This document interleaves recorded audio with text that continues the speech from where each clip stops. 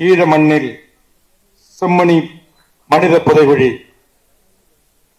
மனிதகுலத்தின் பேரவலத்தையும் உறவுகளுக்கு நிகழ்த்திய இனப்படுகொலையாளர்களை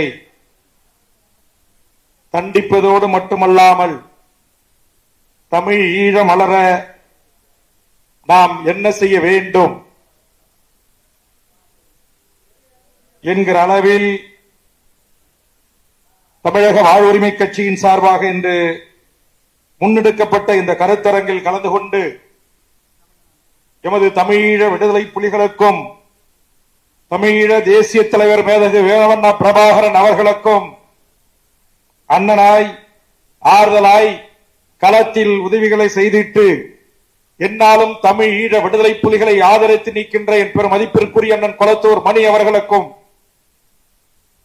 அதேபோன்று தமிழீழ தேசிய தலைவருக்கும் புலிகளுக்கும் எண்ணற்ற உதவிகளை செய்து இந்நாள் வரை அந்த பணிகளை செய்து கொண்டிருக்கின்ற என் மதிப்பிற்குரிய அண்ணன் கோவை ராமகிருஷ்ணன் அவர்களுக்கும் தேசிய கட்சியாக இருந்தாலும் கம்யூனிஸ்ட் இயக்கம் என்பது ஒடுக்கப்படுகின்ற பாதிக்கப்படுகின்ற மக்களின் பக்கம் நிற்பது என்பதை உண்மையான கம்யூனிஸ்டாக நின்று தமிழ் ஈழத்தில் நடந்தது இனப்படுகொலையும் சர்வதேச விசாரணையும் பொது வாக்கெடுப்பின் ஊடாக ஒரு தனித்தமிழ் ஈழ அரசை உருவாக்கி தர வேண்டும் என்கிற கொள்கையில் மாபெரும் அகில இந்திய கம்யூனிஸ்ட் இயக்கத்தை இந்த நிலைப்பாடு எடுப்புவிப்பதற்கு காரணமாக இருந்தவரும் என் பேரன்புக்குரிய அண்ணன் மகேந்திரன் அவர்களுக்கும் தொடர்ந்து தமிழ் தேசிய தளத்தில் தமிழ்நாட்டில் தமிழர் வாழ்வுரிமை கூட்டமைப்பில் நாடு கடந்த தமிழீழ அரசாங்கத்தோடு இணைந்தும் இந்த இனப்படுகொலைக்கு சர்வதேச நீதி விசாரணை பொறிமுறை அமைக்கப்பட வேண்டும் என்பதில் இருந்து பல்வேறு தளங்களில் நம்மோடு பயணித்துக் கொண்டிருக்கின்ற என் பெருமதிப்பிற்குரிய தோழர் அண்ணன் தியாகு அவர்களுக்கும் இந்த நிகழ்வு ஏன் நடத்தப்படுகிறது, எதற்காக நடத்தப்படுகிறது என்பதையெல்லாம்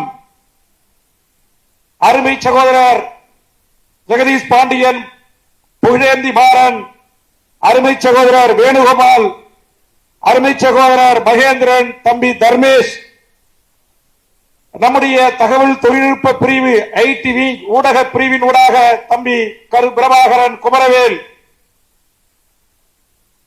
தம்பி சதீஷ்குமார் போன்றவர்களுடைய கூட்டு முயற்சியில் நம்முடைய ஜெகதீஷ் பாண்டியன் அவருடைய ஆக்கத்தில் இங்கு காட்சிப்படுத்தப்பட்டிருக்கின்றன. இதற்காக உழைத்திட்ட அத்தனை நல்ல உள்ளங்களுக்கும் என் நெஞ்சார்ந்த நன்றியை இந்த நேரத்திலே இருகரம் கூப்பி தெரிவித்துக் கொள்கிறேன்.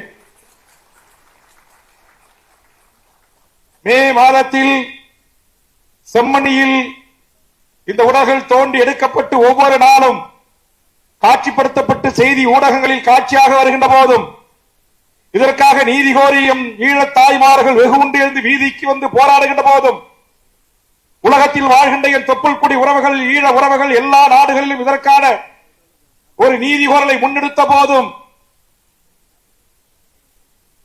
மே முடிந்தது. ஆனால் தமிழ்நாட்டில் இருக்கிற அரசியல் கட்சிகள், அமைப்புகள், இயக்கங்கள் இதற்கான ஒரு முன்னெடுப்பை எடுக்க வேண்டும், எடுக்குமா என்று நாம் காத்திருந்தோம். அந்த வேளையில் தான் நான் பெருமதிப்பிற்குரிய அண்ணன் கொளத்தூர் மணி அவர்களையும், அண்ணன் கோவ ராமகிருஷ்ணன் அவர்களையும், அண்ணன் தியாகு அவர்களையும், அண்ணன் மகேந்திரன் அவர்களையும் தொடர்பு கொண்டு அண்ணா தமிழக வாழ்வுரிமை கட்சியின் சார்பாக கிணற்றில் போட் கல்லாக கிடக்கிறது தமிழகம், எந்தவித அசைவின்றி கிடக்கிறது. தமிழ்நாட்டில் இருக்கிற அரசியல் கட்சிகள் தேர்தல் பாதையை நோக்கி பயணித்துக் கொண்டிருக்கிறார்கள். யார் யாரோடு கூட்டணி சேரலாம் என்பதை குறித்து வேகமாக பத்திரிகை ஊடகங்களில் ஓராண்டுக்கு முன்பாக விவாதம் தொடங்கிவிட்டது. எம் இனத்திற்கு இழக்கப்பட்டிருக்கிற அநீதி வெளியுலகத்திற்கு வராமலேயே மறுக்கப்படுகிறது. ஆதலால் முதல் ஒரு நிகழ்வாக ஒரு கருத்தரங்கை நாம் ஒழுங்கு செய்வோம். நீங்கள் நால்வரும் இதில் பங்கெடுத்து தங்கள் கருத்துரைகளை இட வேண்டும் என்று என் அன்பான வேண்டுகோளை முன்வைத்தேன். அதை தட்டாமல் அதை ஏற்றுக்கொண்டு இந்த தீர்மானம் எப்படி வடிவமைக்கப்பட வேண்டும் என்பதிலிருந்து அனைவரோடும் பேசி தம்பி செந்தில் போன்றவர்களும் இதற்கு உறுதியாக இருந்து இந்த கருத்தரங்கை நாம் இங்கு நடத்துகிறோம். நேற்றைய தினம் தமிழீழ விடுதலைக்காகவும் இந்த இனப்படுகொலைக்கு நீதி கோருவதற்காகவும் ஒரு பொது வாக்கெடுப்பினூடாக தனித்தமிழீழ அரசு எவ்வாறு உருவாக்க வேண்டும் என்கின்ற தளத்தில் ஒரு அறிவு சார்ந்த தளத்தில் பயணித்துக் கொண்டிருக்கிற நார்வேவில் இருக்கிற அன்புக்குரிய அண்ணன் ஜெயா என்கிற ஜெயச்சந்திரன் தமிழ்நெட் மிகப்பெரிய பத்திரிகையின் ஒரு தமிழ் உணர்வை ஊட்டுகின்ற ஒரு ஆற்றல் மிக்க செயல்பாட்டாளர் அவர்களும், நாடு கடந்த தமிழ் அரசத்தினுடைய பிரதமர் ருத்ரகுமாரன் அவர்களும், அக்கா ஆனந்தி அவர்களும், அதுபோன்று நம்முடைய அமெரிக்கா நாட்டிலிருந்து தொடர்ச்சியான இதற்காக முன்னெடுப்புகளை செய்து வருகின்ற புஷ்பராணி வில்லியம் போன்றவர்களும், ஸ்டீவன் போன்றவர்களும், டென்மார்க்கில் இருக்கின்ற முன்னாள் விடுதலை புலிகளின் போராளி திரு குட்டி அவர்களும், இன்னும் மிக முக்கியமான தோழமைகளோடு ஆளுமைகளோடு ஒரு காணொலி காட்சியினூடாக என்ன செய்ய வேண்டும் தமிழகம், ஏன் இப்படி அமைதி காக்கிறது என்கிற உலக தமிழர்களுடைய கேள்விக்கு பதில் சொல்கின்ற வகையில் மேடையில் வீற்றிருக்கிற தலைவர்களோடு கலந்து பேசி, தமிழர் வாழ்வுரிமை கூட்டமைப்பில் இடம்பெற்றிருக்கிற அமைப்புகளோடு தலைவர்களோடு கலந்து பேசி, ஈழத் தமிழர் வாழ்வுரிமை கூட்டமைப்பில் இடம்பெற்றிருக்கிற தோழமைகளோடு கலந்து பேசி, விரைவில் எங்கள் தாயகத்தில் இருந்து இதற்காக நீதி கோருகின்ற வகையில் மீண்டும் தமிழ்நாட்டில் ஒரு மிகப்பெரிய போராட்டங்களை முன்னெடுப்பதற்கு நாங்கள் தயாராக இருக்கிறோம், கவலை கொள்ள வேண்டாம் என்கிற ஆறுதலை அவர்களுக்கு நான் அளித்திருக்கிறேன், உலக தமிழ் சமூகத்துக்கு அளித்திருக்கிறேன். அந்த வகையில்தான் இன்றைக்கு தமிழக வாழ்வுரிமை கட்சியின் தலைமை நிலைய செயலாளர் அருமை சகோதரர் கடலூர் கண்ணன் அவர்களும், அண்ணன் ஜம்புலிங்கம் போன்றவர்களும், கட்சியினுடைய முன்னணி பொறுப்பாளர்களும் இன்றைக்கு இந்த அரங்கத்திற்கு நாம் அழைத்தது தமிழக வாழ்வுரிமை கட்சியுடைய மாநில நிர்வாகிகள், மாவட்ட நிர்வாகிகள், தொகுதி பொறுப்பாளர்கள், நகர ஒன்றிய பேரூர் செயலாளர்கள் என்கிற அளவில் இந்த கட்சியை அந்தந்த பகுதிகளிலே, தொகுதிகளிலே, நகரங்களிலே, ஒன்றியங்களிலே வழிநடத்துகிற தலைமை பண்புக்குரிய தலைவர்களாக இருக்கின்றவர்களை மட்டும் நாங்கள் அழைத்தோம். இந்த அரங்கம் ஒரு 600 இருக்கைகள் கொண்டது, மீதம் ஒரு 400 இருக்கைகள் வெளியே ஏற்பாடு செய்து ஒரு திரை அமைத்தோம். அதிகபட்சம் ஒரு 1000 பேர் முதலில் கூடுவோம். நம்முடைய நிர்வாகிகளுக்கு நம்முடைய அண்ணன்மார்களை அழைத்து ஈழம் என்றால் என்ன, இனப்படுகொலை என்றால் என்ன, சர்வதேச நீதி விசாரணை பொறிமுறை ஏன் வேண்டும், பொதுவாக்க எடுப்பின் ஊடாக ஏன் ஒரு தனித்தமிழீழ அரசு உருவாக்க வேண்டும் என்கிற ஒரு அரசியலை முதலில் நம் கட்சியுடைய நிர்வாகிகளுக்கு ஒரு விழிப்புணர்வை உருவாக்கி, அதன் ஊடாக அடுத்த கட்டமாக ஒரு மிகப்பெரிய போராட்டத்தை முன்னெடுப்பதற்கு இங்கு வருகின்றிருக்கிற ஒவ்வொரு நிர்வாகிகளும் தத்தமது பகுதியிலிருந்து குடும்பத்தோடு தங்கள் பிள்ளை செல்வங்களோடு தமிழீழ விடுதலையும், தமிழீழ விடுதலை புலிகளையும், தமிழீழ தேசிய தலைவர் மேலகு பிரபாகரனையும் ஆதரிக்கின்ற லட்சோப லட்ச தமிழர்களையும் துண்டறிக்கைகளின் ஊடாக, சுவரொட்டிகளின் ஊடாக, வாட்ஸ்அப் குழுக்கள் என்கிற குழுக்களின் ஊடாக, முகநூல் பக்கங்களின் ஊடாக செய்திகளை கடத்தி மக்களை பெருந்திரளாக தமிழ் மக்களை அணிதிரட்டி நம் இனத்திற்கு இழக்கப்பட்டிருக்கிற மாபெரும் அந்த இன அழிப்பிற்கு முதலில் நீதி கோருவோம். சர்வதேச நீதிமன்றத்தில் இதற்கான ஒரு தண்டனையை இந்த இனப்படுகொலையாளர்களுக்கு பெற்றுத் தருவோம். 1956 இருந்து இன்று வரையில் நடைபெறுகின்ற அத்தனை படுகொலைகளும் இனப்படுகொலையே என்பதை உலக சமூகம் ஏற்க செய்கின்ற அரசியலை இந்த மண்ணில் நாம் செய்வோம். தீர்மானத்தில் மேலோட்டமாக நாங்கள் வலியுறுத்தியிருப்பது போல் எங்களை ஆளுகின்ற இந்திய ஒன்றிய அரசும் தமிழ்நாடு அரசும் நாங்கள் இரு அரசுகளிடம் வேண்டுவது, இந்த கருத்தரங்கத்தின் மைய கருத்தாக நாங்கள் வேண்டுகோள் வைப்பது, எங்களை ஆளுகிற தமிழ்நாட்டுடைய முதலமைச்சர் அண்ணன் தளபதி அவர்களே, இங்கே அண்ணன் கோவை ராமகிருஷ்ணன் அவர்கள், மணி அவர்கள் அண்ணன் குறிப்பிட்டது போல் இந்த அரசாங்கங்கள் ஈழத் தமிழர்களுக்கான பல உதவிகளை நான் சட்டமன்றத்தில் கேள்வி நேரத்தின் போது வைத்த போது நீங்கள் செய்திருக்கிறீர்கள், நாங்கள் மறுக்கவில்லை. ஆனால் நீங்கள் முதலமைச்சராக இருக்கிற இந்த தருணத்தில் இன்றைக்கு நூற்றுக்கணக்கான இதுவரையில் 90க்கும் மேற்பட்ட உடல்கள் எலும்பு கூடுகளாக காட்சியளிக்கிறன. கட்டி அணைத்த குழந்தை, பால் குடித்த குழந்தை, பள்ளிக்கு செல்கின்ற கைப்பை, அவர்கள் அணிந்து சென்ற செருப்புகள் எல்லாம் எச்சங்களாக, சாட்சிகளாக இன்றைக்கு காட்சியளிக்கின்றன. ஏதும் செய்யாத, குற்றம் செய்யாத, ஏதையும் அறிந்திராத அப்பாவி பச்சில குழந்தைகள், கற்பனை தாய்கள் என்று நீங்கள் நூற்றுக்கணக்கில் பிடித்து கொலை செய்து கொன்று புதைத்த கொடூரத்தை இந்த ராணுவ வீரர்களை வாக்குமூலமாக தந்து இன்றைக்கு ஒரு தமிழன், ஒரு நீதிபதியாக இருந்த இளஞ்செழியன் இந்த வழக்கை எடுத்து விசாரித்து இந்த குற்றவாளி கூண்டிலே நிறுத்தி அவர்களுக்குரிய தண்டனையை தந்திருக்கிறார்கள். அதற்கு பிறகு அவருக்கு அந்த அதிகாரம் பறிக்கப்பட்டது. இந்த வழக்கை அவர் தொடரக்கூடாது என்று சிங்கள நீதி அரசர்கள் அவருக்கு உத்தரவிட்டார்கள். அவர்கள் மாற்றம் செய்யப்பட்டார்கள். ஆனால் ஒரே ஒரு துளி கிடைத்ததன் அடிப்படையில் இத்தனை எலும்புக்கூடுகள் காட்சிப்படுத்தப்படுகிறது என்று சொன்னால், சிங்கள அரசு 2009 மே 18 வரை எத்தனை ஆயிரம் மக்களை கொண்டார்கள். அண்ணன் சூசை, புலித்தேவன் அண்ணன், அதுபோன்ற நடேசன், அண்ணன் புயல், எத்தனையோ விடுதலை புலிகளின் அரசியல் துறை பொறுப்பாளர்கள் தமிழ்நாட்டில் இருக்கிற முக்கிய தலைவர்களோடு தொடர்பு கொண்டு பேசிய போது சனம் செத்து கிடக்கிறது, கொத்து கொத்தாய் செத்து கிடக்கிறது. ஒரு உடலின் மீதுதான் கால் வைத்து நாங்கள் கடக்க வேண்டியிருக்கிறது.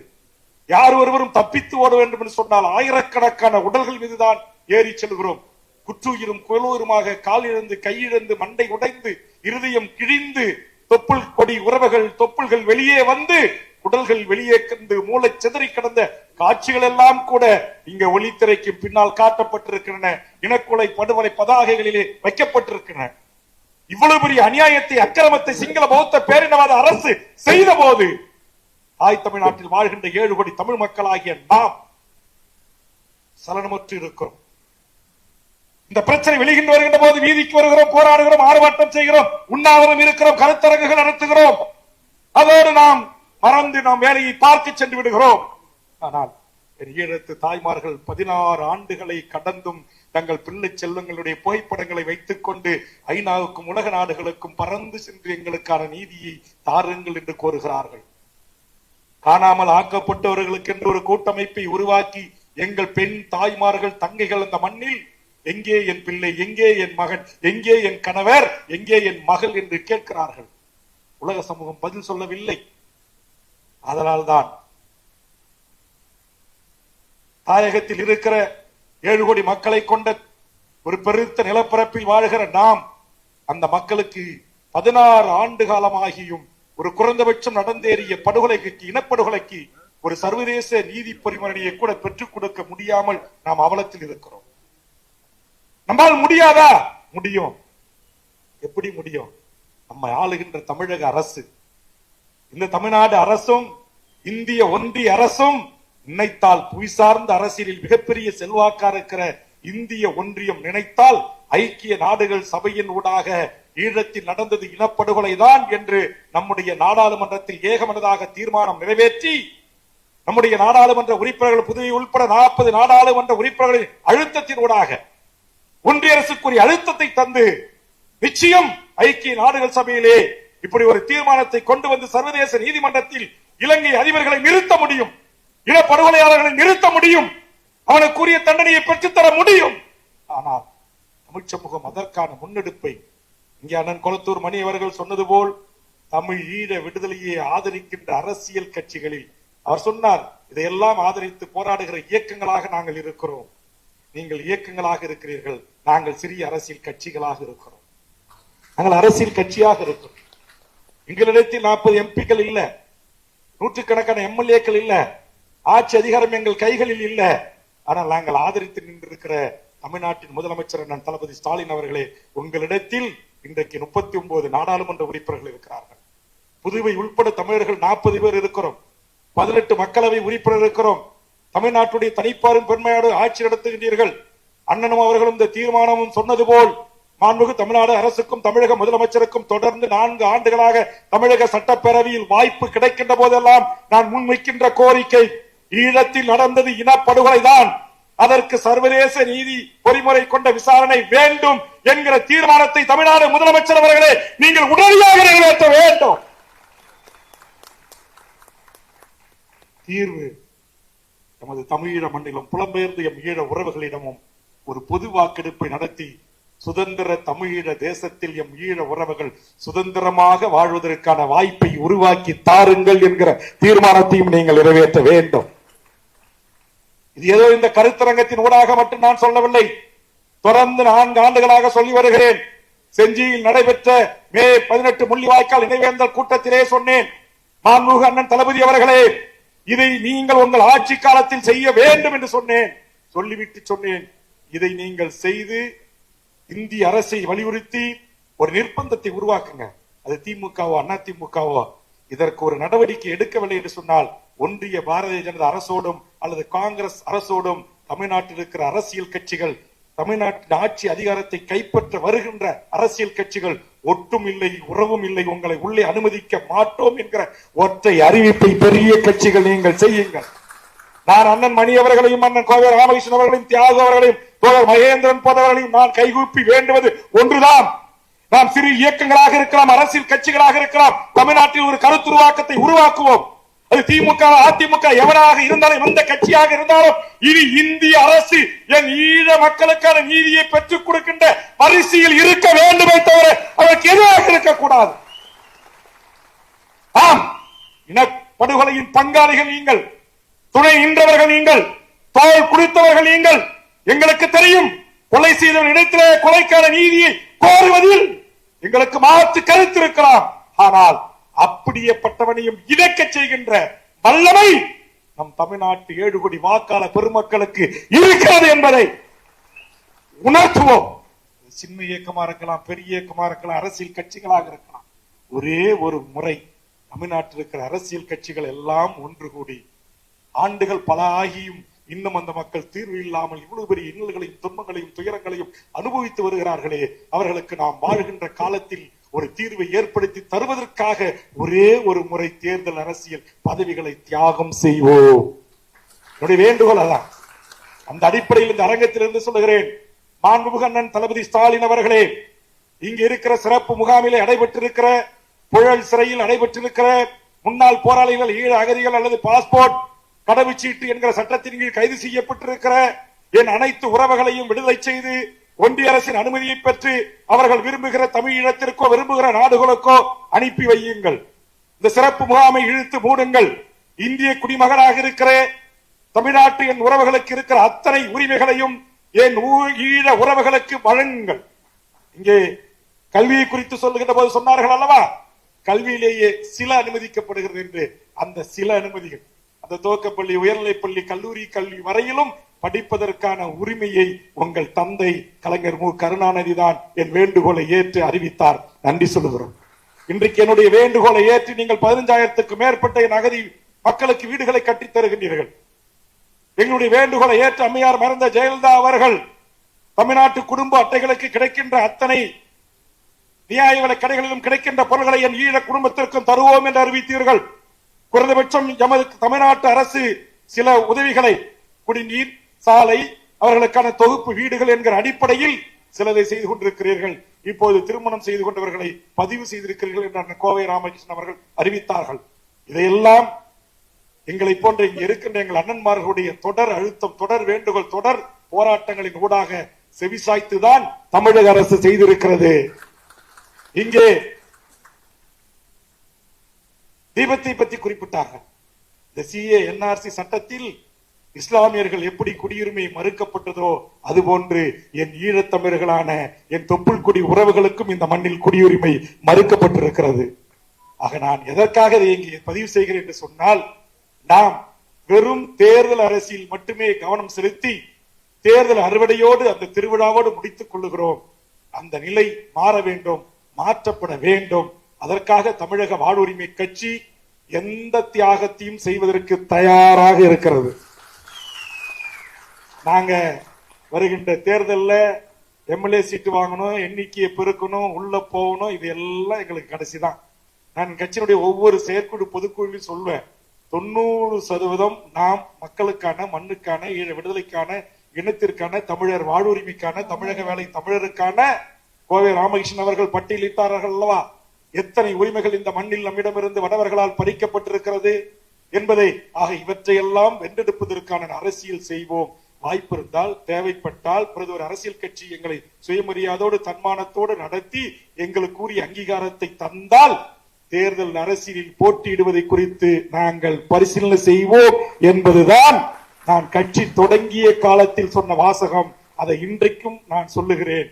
ஆதலால் மாண்புமிகு தமிழ்நாடு முதலமைச்சர் அவர்கள் இந்த இரு கோரிக்கைகளையும் எதிர்வரும் மழைக்கால கூட்டத்தொடரில் தீர்மானமாக நிறைவேற்றி உங்கள் நாடாளுமன்ற உறுப்பினர்களை தமிழ்நாட்டின் பல்வேறு பிரச்சனைகளுக்காக நாடாளுமன்றத்தை ஸ்தம்பிக்க செய்கின்ற நீங்கள் வெளியே வந்து காந்தி சிலையின் முன்பு போராடுகின்ற நீங்கள் என் மக்களுக்கான ஒரு நீதியை பெற்றுத் தருவதற்கு, என் மக்களுக்கான ஒரு தனித்தமிழ் ஈழ அரசை உருவாக்கி தருவதற்கு நீங்க ஊரிய அழுத்தங்கள் கொடுத்தால் இன்றைக்கு பன்னாட்டின் மிகப்பெரிய நுகர்வு சந்தையாக இந்தியா இருக்கிறது. நாம் கொண்டு வருகின்ற ஐநாவின் ஊடாக நாம் கொண்டு வருகிற அந்த தீர்மானத்தை நிச்சயம் இந்தியா நினைத்தால் நீங்கள் உங்கள் அதிகாரத்தை பயன்படுத்தி உங்கள் நட்பு நாடுகளை கன்வின்ஸ் செய்து நிச்சயமாக இலங்கைக்கு எதிராக தீர்ப்பளிப்பதற்கு, வாக்களிப்பதற்கு, நீங்கள் அந்த சட்டத்தை நிறைவேற்றுவதற்கு வாய்ப்பு இருக்கிறது. ஆனா அமெரிக்கா அப்படி ஒரு முயற்சி எடுத்த போது கூட அந்த முயற்சியிலே பல்வேறு திருத்தங்களை செய்து ஒரு சில வீரியமிக்க தீர்மான வார்த்தைகளை கூட நீர்த்து போக செய்ததுதான் இந்திய அரசு. அது காங்கிரஸ் அரசாக இருக்கலாம், பிஜேபி அரசாக இருக்கலாம், தமிழர் விரோத அரசாக, தமிழ் இன விரோத அரசாக, தனித்தமிழ் வீழ விடுதலைக்கு எதிரான அரசாக இருந்திருக்கிறீர்கள்.